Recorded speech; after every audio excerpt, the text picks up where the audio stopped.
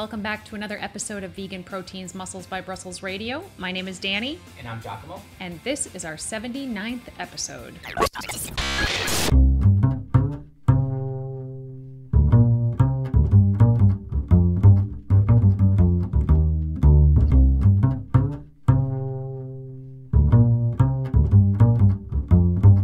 Hey everybody, welcome back to another episode. Thank you so much for tuning in. Today we are going to be tackling the rest of that body image podcast that we started a few weeks ago. But first, I wanted to let you know that I have 2 openings for one-on-one coaching right now.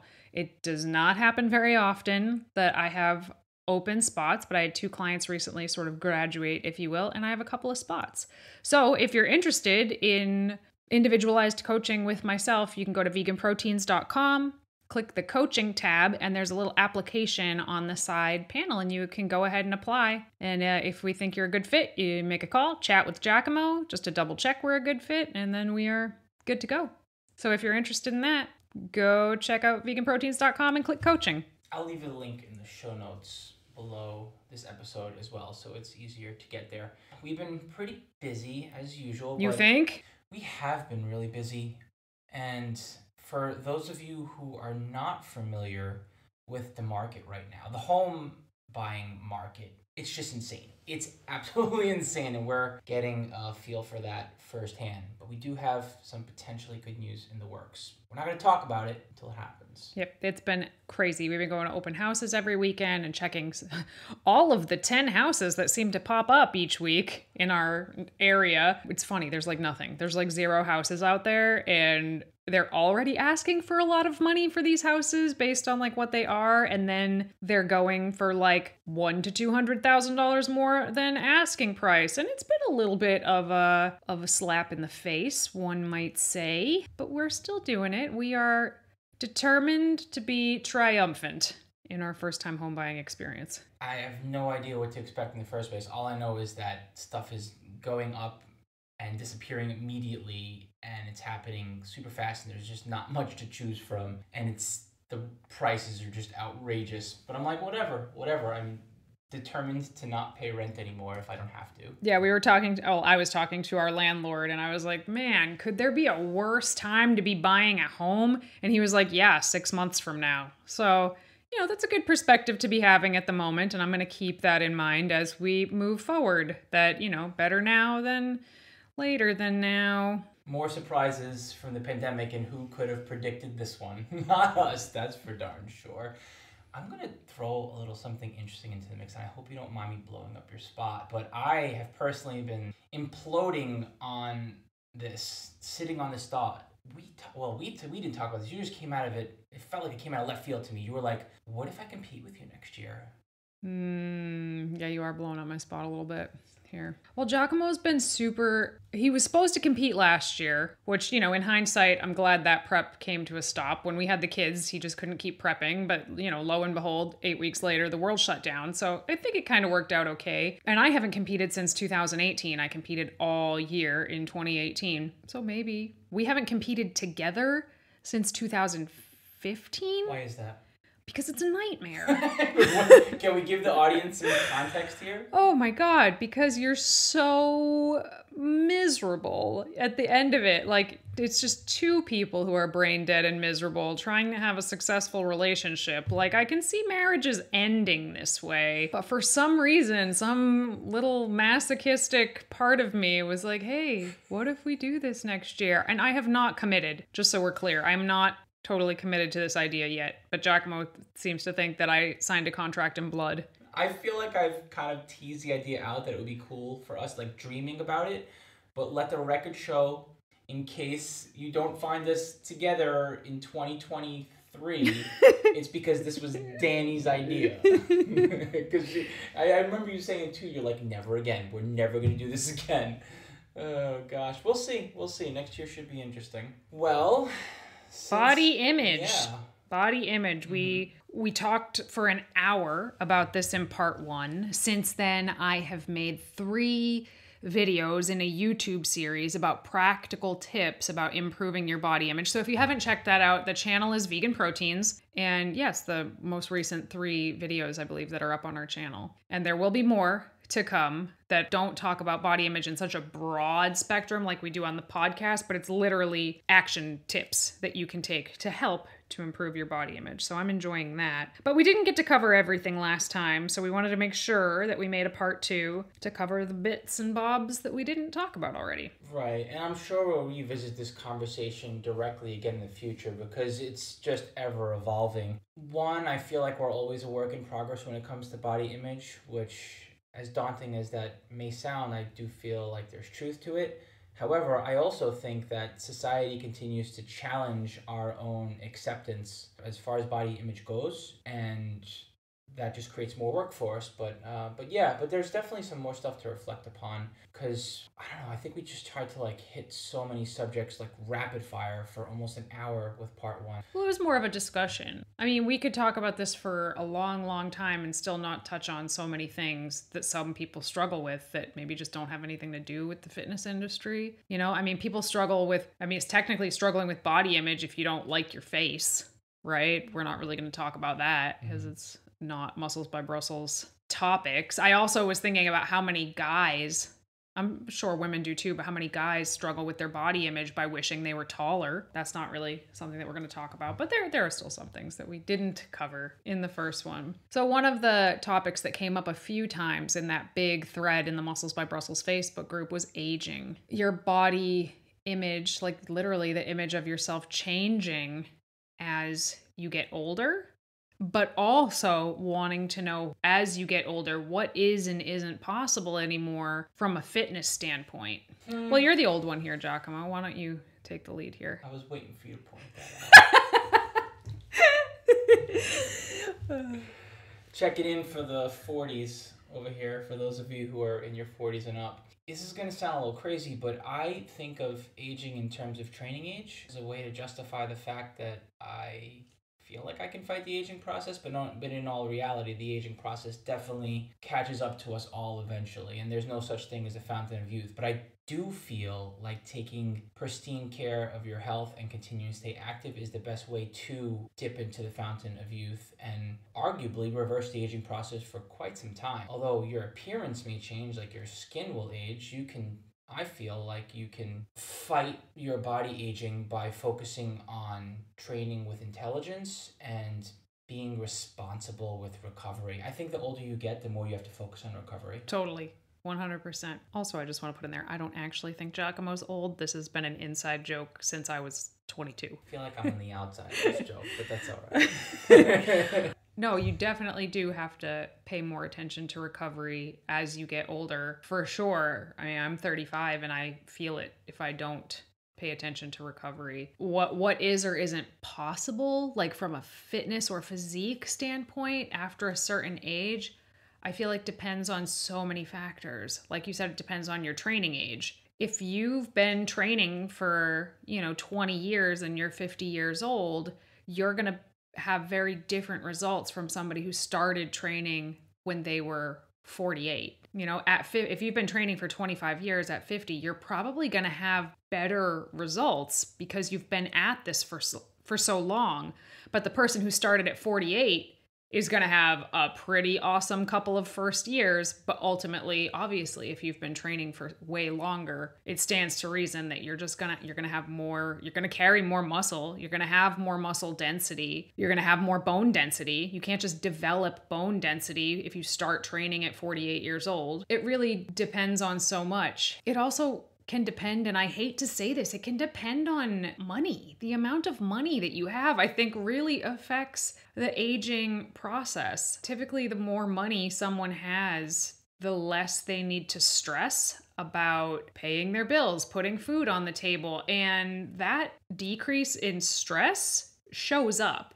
If you put two twins side by side at 50 or 60 years old, one had a lower stress life than the other, who do you think is going to look better. Also, if you have a lot of money, you can afford a lot of things that can help you age more gracefully. You know, you can afford a personal trainer, for example. You can afford expensive skincare or various types of treatment, or a really great hairstylist that can make your hair look not gray. I just think that when it comes to age, there's so many different things you could do to kind of change the way you age, but regardless, it's not about that. That's not what we're talking about. We're talking about how you feel about yourself as you age, your own body image as you age. And personally, even at 35, I think it's actually pretty hard to deal with watching your body change outside of your control. Sometimes I feel like I just have the blinders on, and I've reminded myself that the more that I can continue to create balance and stay fit and healthy, the better potential I have to change my body for the long term.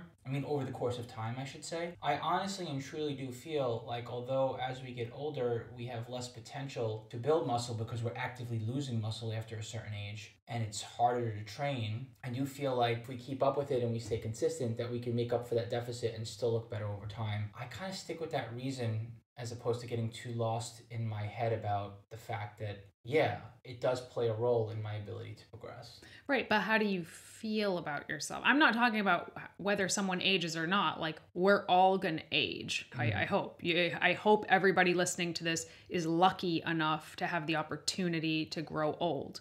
But how do you deal with seeing those changes take place before your eyes? So I'll use myself as an example. Something happened in the last 6 months, and all of the sudden, I am getting way more gray hairs than I've ever had before. And it's happening like alarmingly fast to me.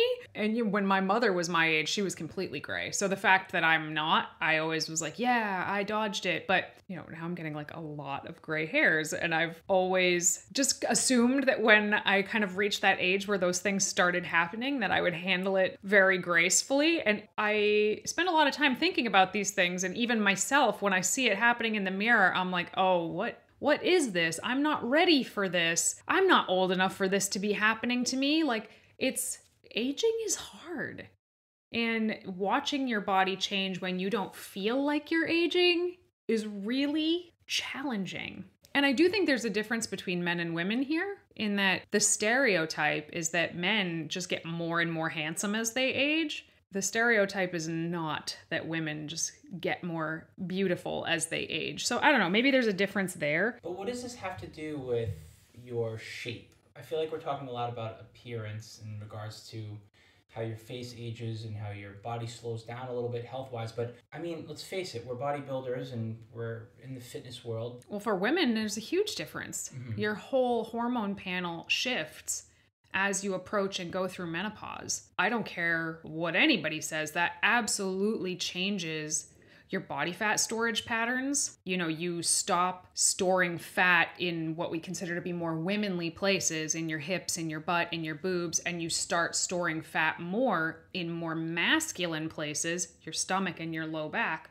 than you ever have in your life. And it seems that this happens kind of suddenly to most women, and it takes them by surprise.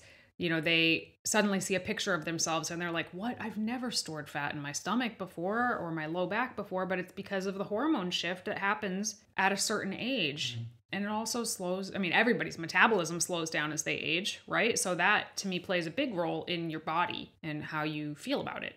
Well, that's the thing. I feel like you need to accept the fact that the older you get, the higher of a body fat percentage that you'll probably need to be at to feel healthy.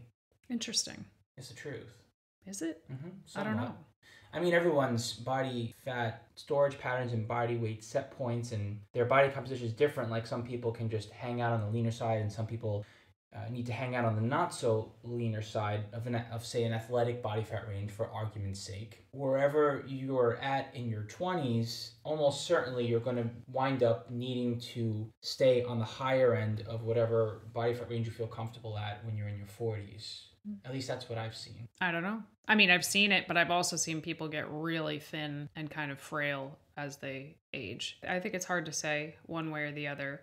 But as far as like body image and what your body is capable of as you get older, I think you kind of hit it right on the head, right in the very first sentence, is it all comes down to your training age. How long have you been at this? How hard have you been working at this? You can still make progress no matter what your age is. And I would argue that right into your 60s and 70s, and I've seen it. I've seen people still make progress in their 60s and 70s. It's not like you're going to make progress when you're 19, but you can still make progress all the way into your ripe old age. Yeah, I don't see any good reason to argue that point at all. I do feel like there is that little bit of a bonus for those who are newer or have a younger training age, I should say, in their older years. You just get to see so much change. But I guess I'm trying to speak more to those who have been at it for a while. And with the law of diminishing returns, with your ability to gain muscle, coupled with the fact that you're getting older, I think it can just become hard to not have a defeatist attitude. Like, why am I doing this? Why am I investing more time for less results? And what is going to keep me going? Like, what's the point of it all? Really? Well, I think our next question is kind of a good segue for that. Exactly. So these are two questions that they're very similar to each other. So I'm just going to read them off. I'm under the impression that the advice often suggests moving away from losing weight and appearance as the measures of success. If that's true, how do we do that? The assumption is that in order to improve body image, you should stop paying attention to your weight and losing it in particular as a measure of success. How do you do that? But the other question that kind of goes right along with this that I think has a little bit more nuance says, does our culture place too much emphasis on physical appearance and how does it affect us? Yes, I think our culture here in the United States, people tune in all over the world, but I think our culture places way too much emphasis on our appearance. And I think it has a tremendous effect on us. So I think that you should shift away from paying so much attention to your appearance and your body weight and how big your waist is in inches in order to stay successful with fitness and with your health. And to your question about aging and why should I do this and why should I bother with this if I'm barely getting any returns, if the only returns you're thinking of are based on the way you look, yeah, you're going to give up eventually because it comes so slowly, the changes to your physique, that you're going to give up. But if you have the right reasons for wanting to exercise, being your health and having mobility as you age and, still being able to play with your grandkids and all of that, you're much more likely to stick with it. So when you shift the focus away from just appearance, you are going to be more successful as an athlete and just as a healthy individual into old age. Yeah, fair enough. Okay. I can agree with that. So there are so many ways that we can measure our success as athletes that have absolutely nothing to do with your appearance or your body fat or the number on the scale. And if those are the only things that you're focused on, you're going to reach those numbers and then you're going to be like, okay, what next? It's actually, believe it or not, getting to your quote unquote goal weight is easier than maintaining that goal weight. I prefer, people can have physique-based goals. Obviously, I work with a lot of people who have exactly that, but we can't just focus on that. So some other things we focus on, and the number one thing that we focus on, honestly, is getting stronger. To me, that's the most obvious thing to focus on, is just becoming stronger, increasing your deadlift weight, being able to do a pull-up for the first time. Those are huge measures of success for a lot of people that have absolutely nothing to do with what you look like. But not only do they move you along as an athlete, in my opinion, they also increase your confidence. Not necessarily your body image confidence, but they increase your confidence. And people with more confidence tend to also have better body image.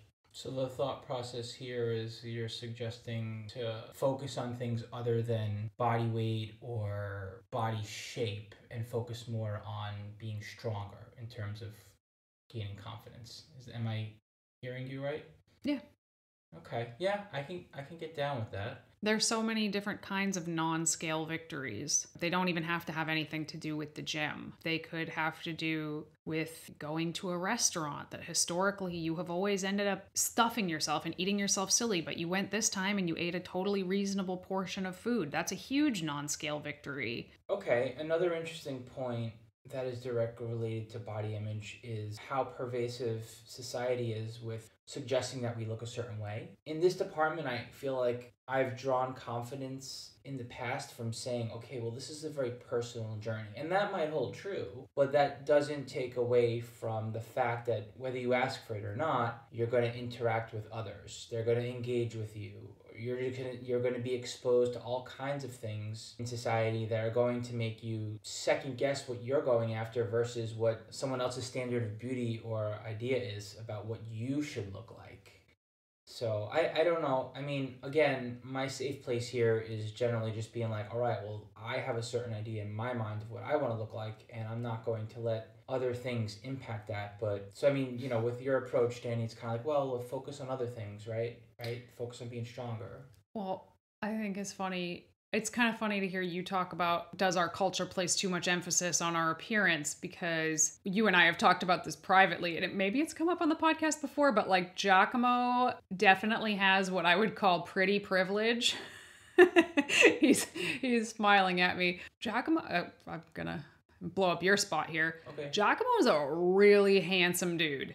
Like a super, looks like he just stepped out of GQ handsome dude that when we walk into a Starbucks, teenage girls whip their heads around to look at him, and it is never not surprising to me. Like, it's just always so obvious the attention that Giacomo commands when he walks into a room. And because of this, over the years, I have seen Giacomo receive free things, discounts. I mean, shoot, sometimes I'll send him in somewhere alone because he's more likely to get a discount on something if I'm not there.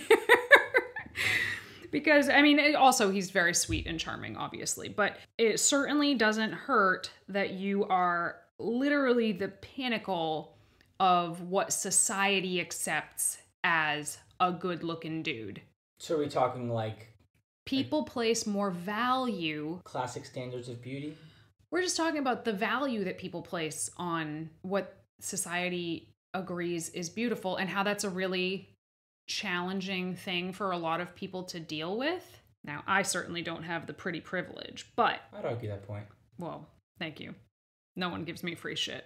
When I was younger and I was overweight, I just grew up overweight, so it was whatever. People treated me a certain way. A lot of times people treated me like I was just invisible, really. Which was fine, because, a lot of times I wanted to be invisible. But then after I lost all that weight, which I did for myself, what I found was that people treated me differently.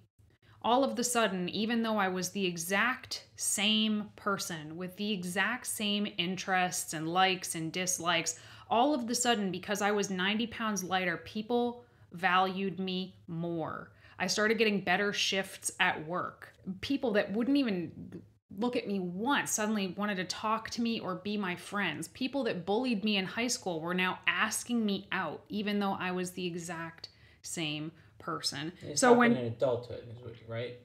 Well, this happened in like early adulthood. Okay. People say the question was, does our society place too much emphasis on physical appearance? I say, oh yeah, absolutely. Having been on both sides of that coin, it changed the way that I view the world. I realized that in general, whether people realize it or not, they do place a lot of value on someone's appearance alone. I hate it personally, but I understand. I accept it. I see that. That is the reality that we live in. It doesn't surprise me that so many people are hung up on what they look like when your body, your face, it is literally currency in the society that we live in. It is literally a tool that you can utilize to have a better life, in my opinion. So I don't hold it against anybody for struggling with their body image or wanting to change the way that they look. But I think that it is really taken a toll on our mental health as a society. This is where I start to wonder about if I'm just the old dude in the corner talking about the previous generation and how it used to be. It's so much worse now. Every Super Bowl, they just get more scantily clad. What is this stuff? now they got the TikToks and they're just like prancing around naked and like, so you tell me, audience, are we just like speaking like the old AF vegans right now, or has stuff really taken a turn for the worse and it's gotten out of control? Or is it maybe it's like just a totally different playing field now that everything is on technology and so much more connected? I don't have answers. I just have like my perspective, I guess. Because I feel like this problem always existed. It just seems to me like it's so much more pervasive and out in the open now. Well, I think it is. And we talked about this in the first episode, that we used to compare ourselves to models and movie stars. Mm-hmm. And now we compare ourselves to anybody with an Instagram account. And it didn't used to be that way. So, I mean, I think it's definitely worse in terms of playing the comparison game now than it ever was before. Why? This is the thing I really wanted to wrap this podcast up with. Why does any of this even matter? Yes, cool. We have talked about the fact that everybody struggles with body image. Yes, they do. Why does it matter? Why is it worth working on? Who cares? How you feel about yourself as opposed to the reasons why you continue to work on changing your body. It's just like that. I guess that is the question. Well, you touched upon the idea of confidence. I feel like it's important to accept who you are. I mean, if your ego is going to be constantly attacked and checked by the world around you, you can be put into a position where you're just never comfortable in your own skin. And honestly, I think there's some work to do that has nothing to do with the world around you, like just how you generally feel about yourself. I mean, obviously that's a part of it, but there are certain things that you want for yourself. And maybe expanding upon that idea from part one, where it's like, okay, well, I have a certain vision of what I look like, what I want to look like in my mind. And now I've invested all this time and energy to it, and I could see myself changing, but now I'm even more unhappy. And I think some of that has to do with that stuff that bubbles up to the surface. And if you don't deal with it, it just festers and it gets worse. Yeah, I feel like not actively working on improving the relationship you have with your body keeps you in a reactive position or like a defensive position. You can't make a move because you're constantly sort of defending your body or reacting to what you think society or anybody is going to think about your body. It's like living in shackles. If the way that you feel about your body is preventing you from doing things that you really want to do, that's a major problem. You are really selling yourself short. And for what? For who? I guarantee you the people that you're worried about thinking this, that, or the other about your body, they're too damn busy worrying about their own damn body to even care about yours. So it's like we're all in these self-imposed little prisons that are just reinforced by societal standards. And, it doesn't have to be that way, but it's really hard to confront those issues. It's scary. It's just scary, but I think that losing what's at stake is even scarier, personally. And I think that the next generation, if we don't collectively get our shit together about our self-esteem and not constantly comparing ourselves to everybody else, the next generation is so screwed. And that scares the crap out of me too. If you don't want to work on it for yourself, work on it for the next generation of little boys and girls who deserve to have role models who have decent relationships to their own bodies. Yeah, once that stuff is deeply ingrained, you almost cannot unpack it anymore. It's just a part of who the next generation is going to be, and they can never really understand it. The thing that weirds me out still is just the whole photoshopping on steroids that everyone has access to these days. I would love to know what that's going to look like. I would love to see what that is doing to kids' minds currently. It literally nauseates me to imagine having gone through puberty, seeing everybody through Snapchat filters or Instagram filters. I can't even stomach the idea of it. We're adults, and I feel like also the older you get, the less you give a shit, which is kind of nice. But, especially when you're a teenager, sometimes this is all that matters to you. And it just bums me out the way that it's kind of going for kids. And if that makes me sound like an old fuddy-duddy, I don't care. Hopefully that wasn't too soapboxy for you guys, but I really do think this is something worth working on. And I don't think you ever wake up one day and you're like, I never have bad body image days ever. But you can work on it. You can educate yourself about what am I looking at? Is this real? Is this not real? Why do I care? Do I care what so-and-so looks like on Instagram? Why do I care? And try to fact check yourself regularly, because you probably are seeing thousands of images every single day that have been retouched without ever thinking about it. And I'm not kidding. Thousands. I mean that, really, thousands. Anything else you want to add? Not really. I like going through those thoughts and going down that rabbit hole where I kind of look at how things have affected me. And then I'm like, I could sit there for an awfully long time. And I like the idea of doing a little bit of checking myself, like realizing why I'm feeling the way I'm feeling, and then like, gotta move on, because you can get, it's just like this never ending cycle. It's just going to keep being fed to you. At some point, you have to sort of just check out from it. But then it's good to just clean up your train of thought a little bit, because even those of us who don't use social media much are still affected by it. Because everyone else that's walking around that is using social media is projecting that onto conversations and interactions. Yeah, Kim Kardashian can't even keep up the body. Like, Kim Kardashian cannot even live up to the body image that Kim Kardashian has set. She set the bar for many years, if you recall. Kim K set the bar that so many women aspired to. She can't even live up to it. Just think about how ridiculous that is. Anyway, if you want some actual things that you can do, I know we talked about body image here, but we didn't talk about many things that you can do to actually work on it. If you would like to learn some things that you could actually do to work on it, check out our YouTube channel. That's the series that we're working on right now. And I put up one today that is probably the most unconventional or controversial tip that I have for you, but I think it works. So check it out. The channel's Vegan Proteins. And if you want to chat with us about it, be sure to join the Muscles by Brussels Facebook group and let us know what you think. We always take your feedback into account when we make these shows, and we love talking to you. All right, everybody, thanks so much for tuning in to another episode of Vegan Proteins, Muscles by Brussels Radio. Feel free to stay in touch with us at Vegan Proteins and at Muscles by Brussels on Facebook, Instagram, YouTube, social media. Send us an email, veganproteins@gmail.com. Whenever you'd like, you'll reach me, and I'm happy to answer any questions and have a conversation with you. Once again, my name is Giacomo. And I'm Danny. And we'll talk to you soon.